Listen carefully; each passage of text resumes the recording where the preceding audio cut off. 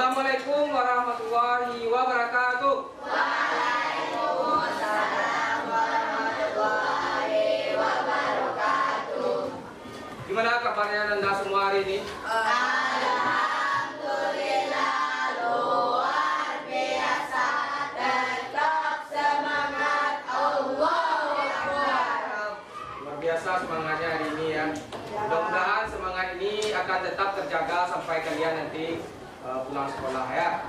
Amin. Oke, selamat bertemu kembali dengan Bapak dalam mata pelajaran Pendidikan Agama Islam. Insya Allah materi kita hari ini yaitu tentang menghadirkan sholat dan zikir dalam kehidupan. Sebelum kita lanjut, silakan kepada ketua untuk menyiapkan anggotanya dan memimpin berdoa. Silakan. Siap, tenang. Aman, tenang.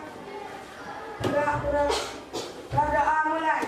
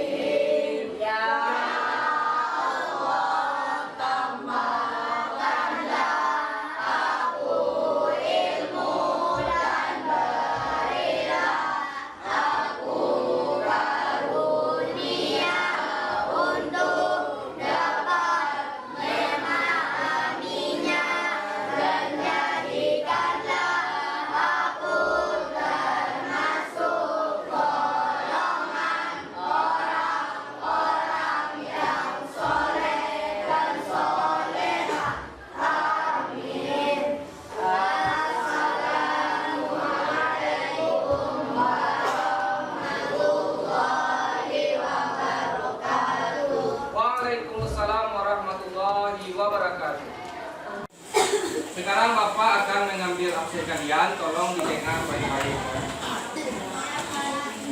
Alif, Hadir, Pak. Alvaro, Hadir, Pak.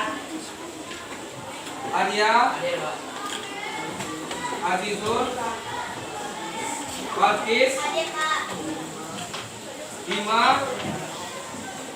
Jafar, Hadir, Pak.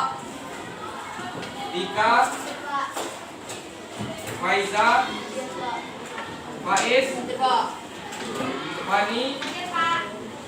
Fatimah, Hadir, Pak. Fauzan, Hadir, Pak. Gania. Oke, Anda semua silakan lanjutkan dengan membaca Al-Quran dan dimulai dari ta'awud. Silakan.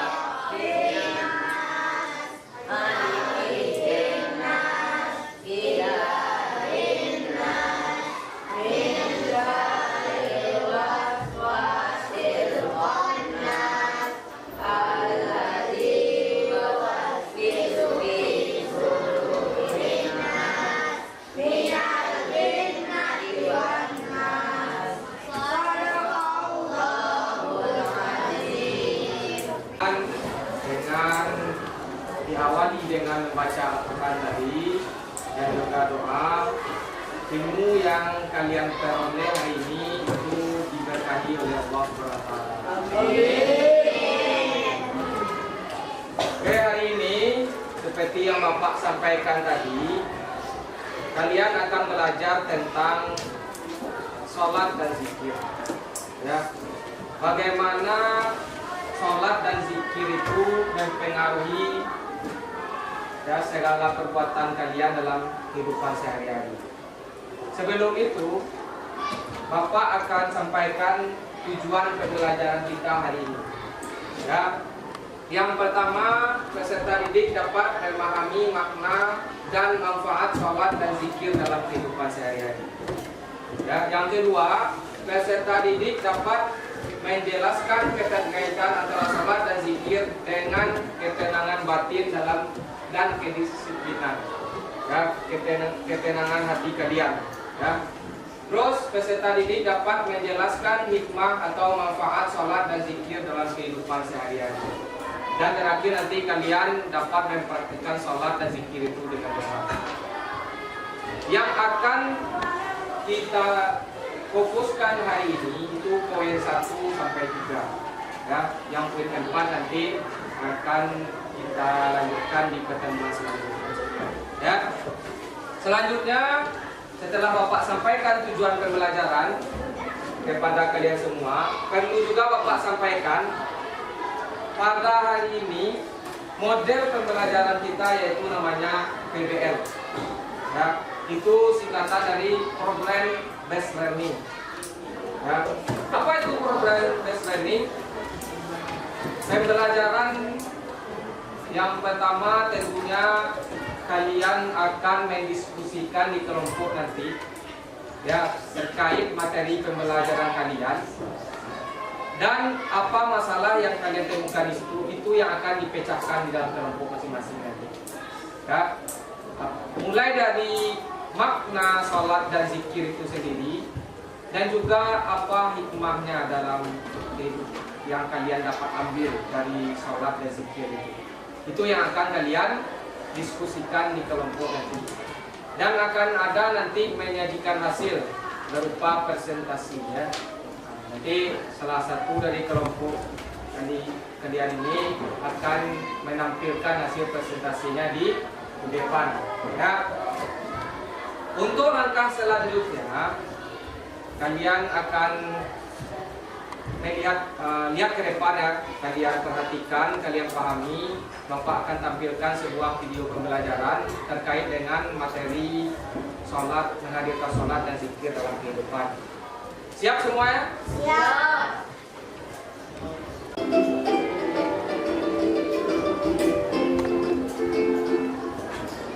Hai semuanya, kembali lagi di channel portal edukasi.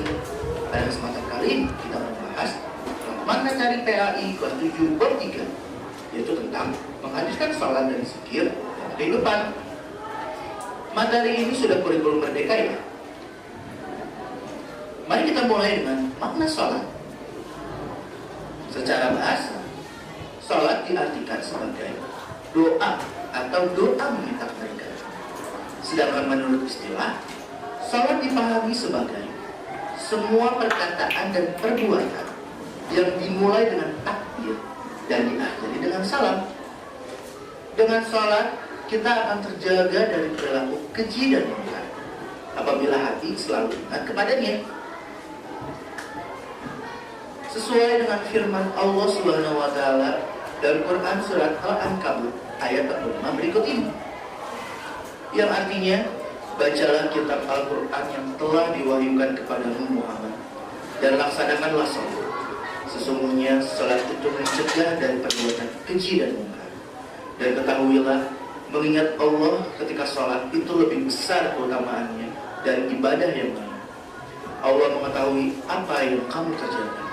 Quran surat Al-Ankabut ayat 45. Pelaksanaan terhadap perintahnya dan menghindari terhadap larangannya ditujukan hanya untuk mencapai keridhaannya. Hal ini sesuai dengan firman Allah Subhanahu wa taala dalam Quran surat Al-Fatihah yang artinya, Tunjukkanlah kepada kami, wahai Allah, jalan yang lurus, yaitu jalan orang-orang yang telah Kau anugerahkan nikmat kepada mereka, bukan jalan yang dimurkai dan bukan pula jalan mereka yang sesat. Beberapa ulama tafsir berpendapat bahwa jika orang memelihara sholat, maka sholat akan memeliharanya. Nah, hal ini sesuai dengan firman Allah Subhanahu wa Ta'ala dalam Quran surat Al-Baqarah ayat 238 yang artinya, peliharalah semua sholat dan sholat wusta, dan laksanakanlah sholat karena Allah dengan khusyuk. Quran surat Al-Baqarah ayat 238. Kemudian dipertegas dengan hadis Rasulullah SAW berikut ini. Orang yang memelihara salat akan mendapatkan cahaya, petunjuk, dan keselamatan pada hari kiamat. Begitu pula orang yang tidak memeliharanya, ia tidak akan memperoleh hal tersebut. Ia akan bersama Qarun, Fir'aun, Haman, dan Ubay bin Khalaf di hari kiamat. Hadis riwayat Ahmad dan Al-Tabrani dari Abdullah bin Umar. Nabi SAW juga menjelaskan bahwa sholat 5 waktu akan bersihkan dosa-dosa orang yang memeliharanya dengan baik. Bagaimanakah pendapatmu andai kata ada sebuah sungai dekat pintu rumah salah seorang dari kamu? Ia mandi di sungai itu 5 kali setiap hari. Adakah masih ada dakinya yang tinggal barang sedikit pun? Sahabat menjawab, tidak ada daki yang tertinggal barang sedikit pun. Kemudian Rasulullah SAW menegaskan, maka demikianlah perumpamaan sholat yang 5 waktu. Dengan sholat itu, Allah akan menghapus semua kesalahan. Hadis riwayat Al-Tirmizi dari Abu Hurairah. Selanjutnya, kita masuk ke makna zikir. Arti zikir, menurut bahasa adalah ingat. Sedangkan menurut istilah, zikir artinya dengan mengingat Allah Subhanahu wa Ta'ala sebagai upaya untuk mendekatkan diri padanya. Nah, tujuan utama dari perintah berzikir adalah agar terhindar dari kesombongan. Oke, itu ya, sekilas tentang video tentang materi kalian hari ini ya, tentang menghadirkan sholat dan zikir dalam kehidupan. Jadi sekilas kalian sudah cukup memahami. Nanti tugas kalian mengerjakan pada LKPD ya, yang akan Bapak tampilkan di depan. Nanti silakan diskusikan dengan teman di kelompoknya, dan akan ada nanti tampil presentasi ya. Dari materi tadi sekilas ada terdapat permasalahan. Salah satunya, kenapa orang yang sholat tetapi dia masih bisa berbuat perbuatan yang keji dan munkar. Itu permasalahan itu. Nanti kalian sampaikan di KPD kalian masing-masing. Ya, masing-masing kelompok. Kenapa orang yang sholat itu? Padahal sholat itu mencegah perbuatan keji dan munkar. Kenapa orang yang sholat itu masih bisa dia berbuat keji dan munkar? Itu nanti tuangkan di kelompoknya masing-masing ya. Sama juga dengan zikir. Ada orang yang lazim zikir tapi mulutnya masih belum terjaga. Ya, kayak perbuatannya pun belum terjaga, masih bisa berbuat maksiat. Nah, itu kenapa? Ya, makanya nanti kalian harus tahu apa hikmah atau manfaat dari sholat dan zikir. Oke ya, selanjutnya silakan bekerja di kelompok masing-masing kalian, karena Bapak sudah membagi kalian itu ada 6 kelompok. Ya, silakan nanti diskusikan di kelompoknya. Ada 2 pertanyaan ya. Silakan 2 pertanyaan ini kalian diskusikan di kelompok kalian ya. Silakan sekarang tugas kalian keluarkan kertas 2 lembarnya ya, sebagai KPD-nya. Silakan catat 2 soal ini dan kalian diskusikan ya di kelompoknya. Nanti setelah didiskusikan, yang akan dipresentasikan ke depan itu 2 soal ini ya, tolong sampaikan nanti sejelas-jelasnya. Oke, silakan Anda semua didiskusikan di kelompoknya. Ada? Ada? Ya, cepat ya. Bisa kan jawabnya? Bisa. Coba cari jawabannya. Sudah disampaikan makna sholat, makna zikir. Ya, silakan ditulis. Ya, terus nanti ada juga rumah sholat ya. Nah, rumah sholat dan zikir. Silakan ya, kerjakan ya. Siap.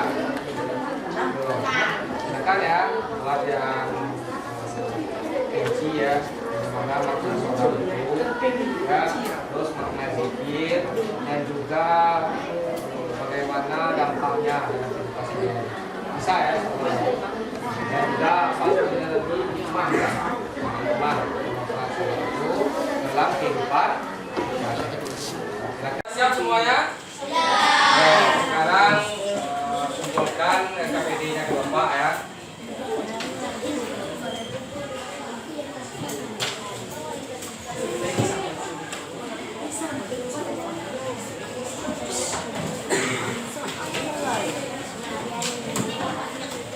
Yes.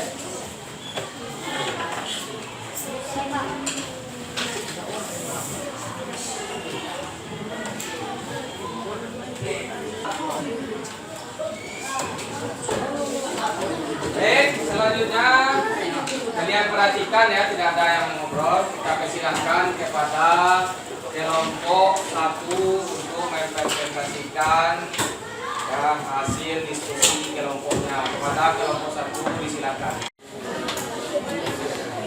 Assalamualaikum warahmatullahi wabarakatuh.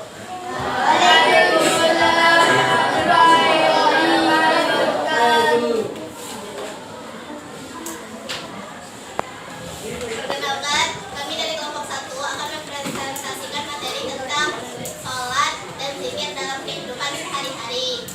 Sebelum kita memulai materinya, izinkan kami memperkenalkan diri dulu. Saya Nadatul Syifa sebagai moderator dan ada anggota sebelah kiri saya yang bernama Nuruliyah dan di sebelah kanan saya ada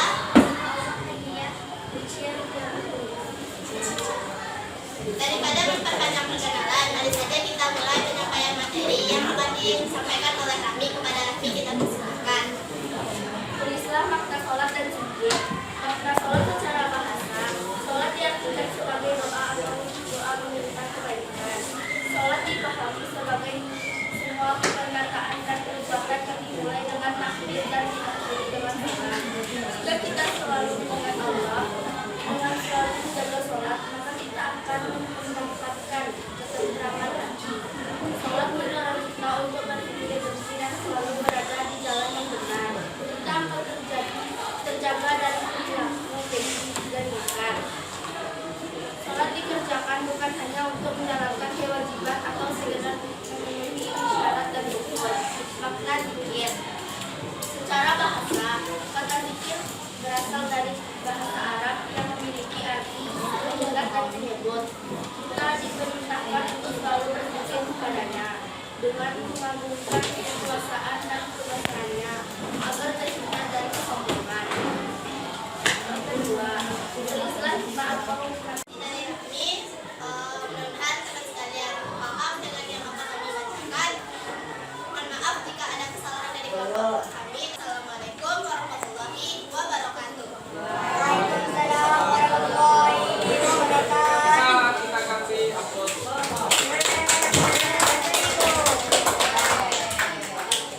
Terima kasih kepada kelompok 1 yang telah mempresentasikan hasil diskusi kelompoknya. Jadi dari presentasi tadi mungkin kalian sudah cukup memahami tentang materi, yaitu menghadirkan sholat dan zikir dalam kehidupan.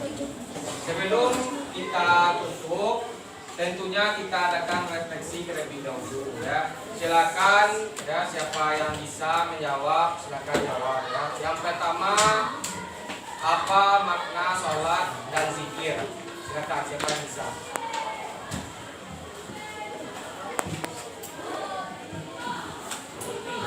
Aku tahu yang secara bahasa. Ya, silakan. Sholatnya Ya,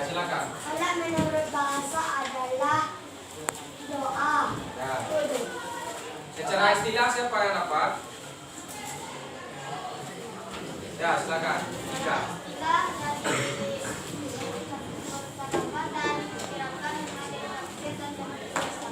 Ya, segala perkataan perbuatan yang dimulai dari takbiratul ihram dan diakhiri dengan salam. Kalau zikir apa? Siapa yang tahu apa itu zikir? Ya, secara bahasa zikir itu apa? Nah, secara istilahnya zikir itu apa? Mengingat Allah Subhanahu wa Ta'ala. Oke, yang terakhir tentang hikmah sholat dan zikir dalam kehidupan sehari-hari. Siapa yang bisa menyebutkan satu saja hikmah dan zikir dalam kehidupan sehari-hari? Ya, salah satunya. Ya, silakan.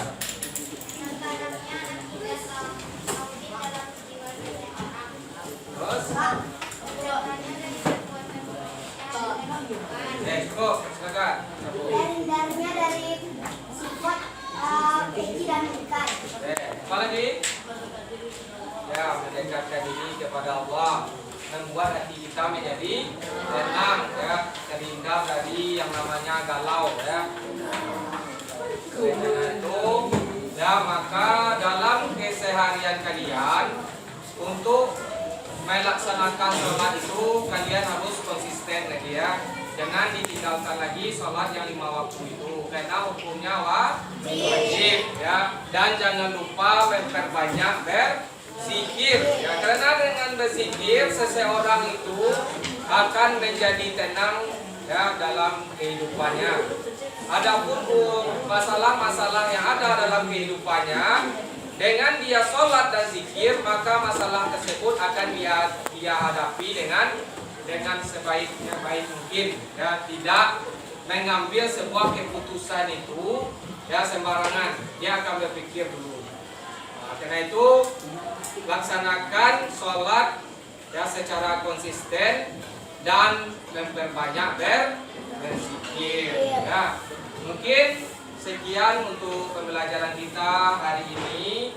Mari kita tutup dengan mengucapkan hamdalah.